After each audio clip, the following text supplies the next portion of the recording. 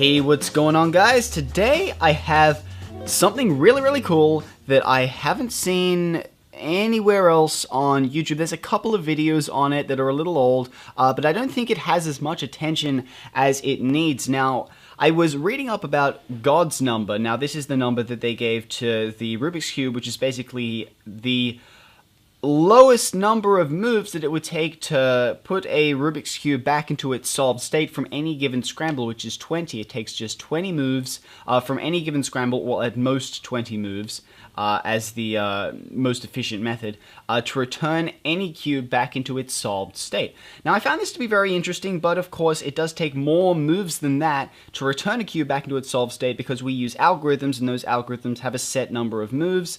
So usually it would be like... well, actually, I don't know how many moves it would take on average. If someone can let me know what that is, let me know in the comment section below. I'd really be interested in hearing about that. But I also found, after doing a little bit of digging, that it turns out these same people that figured out that it takes 20 moves to bring a Rubik's Cube back into its solved state from any given scramble, they also found an algorithm that can be applied to the Rubik's Cube on any angle, on any orientation of any scramble that will have the cube pass through its solved state. They have some statistics. Apparently, it's not always the case. It might be like 75% of the time. But the cube will pass through its solved state whilst completing this algorithm. So here's the algorithm here. I actually wrote it down. So I had to put a grid there so I could actually follow it because it was kind of getting jumbled up. So we have L, R2, B, L prime, R, U2, F2, L, B, D, U2, B, L prime, R2, B2, L prime, D2, U, L prime, B2, U2, R2, B, D2. Long algorithm, 25 steps long, but this algorithm, if applied to any scrambled cube on any axis or any orientation, it will turn the cube back into its solved state. So, let's give it a try. So I got a cube here. I'm just going to give it a scramble because I don't have a scrambler here right now. And I think that should be good enough.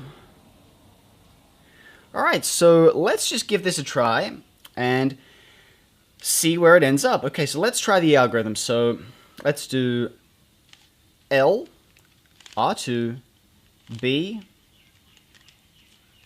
L prime, R, U2, F2, L, B, D, U2, B, L prime, R2, B2, L prime, D2, U, L prime, B2, U2, R2, B, D2. And there you have it, back into its solved state. Which I think is rather interesting. I've been messing around with this all night, and I was pretty surprised to see that it actually works. That's actually a very rare case where you get right to the end of the algorithm. Usually, it will pass through its solved state at any given point on this algorithm, so you could probably get like 9 or 10 steps in. Usually, it's around 14, 15 that the puzzle will be solved.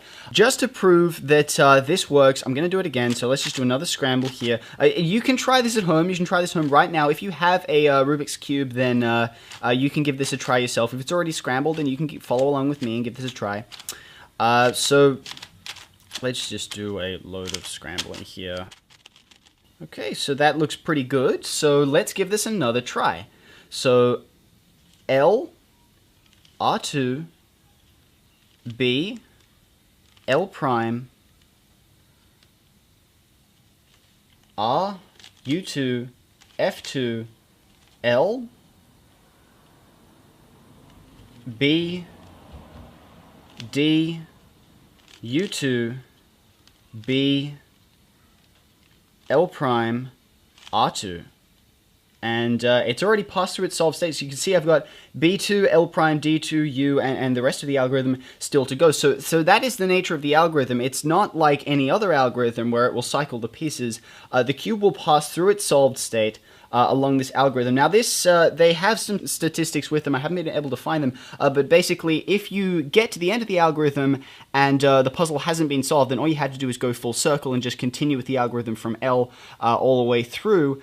And usually by the second time, sometimes it happens, you'll have to go through it a third time. But basically, if you just continue following this sequence, the cube will pass through its solved state whilst performing this algorithm. Okay, so the reason that it does this, I'm not entirely certain, but basically this algorithm has been built on statistics. Statistically, what is most likely to bring two pieces together? And this is just based on all of the other algorithms that are out there floating around today, all of the OLL, all of the PLL, all of the F2L algorithms.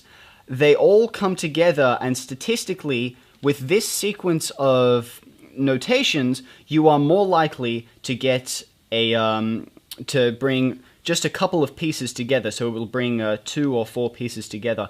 And the reason that it solves the puzzle is because at some point in this process, these clusters of pieces will line up into their solved state, which I think is rather interesting. Now, I don't understand the entirety of it. If you understand this more than I do, then please provide a detailed explanation below, because I am not, you know, set up for explaining this kind of stuff. I don't have my head kind of wrapped around it.